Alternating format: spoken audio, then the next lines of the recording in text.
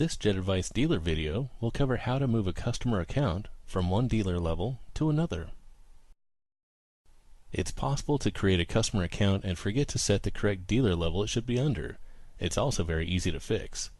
In this example, I created an account under the wrong level. I meant to create it under customer demo level, but demo video was selected by default. Let's go ahead and get that switched. To manage and edit the level the account is on, let's go ahead and open the customer account. Start by going to the Change Customer option in the top right of the screen by clicking the account name and the edit icon. Or you can also get here by going to Admin Customers menu on the left and select the account. On the overview page of the account settings, locate the level option in the customer information section. Access the drop down and choose the correct level, then press Update. Also, any reports that were created at the customer level will follow the move with the customer account. Let's go ahead and check the dealer dashboard to make sure the account is on the correct level. We can see it's no longer listed under demo video.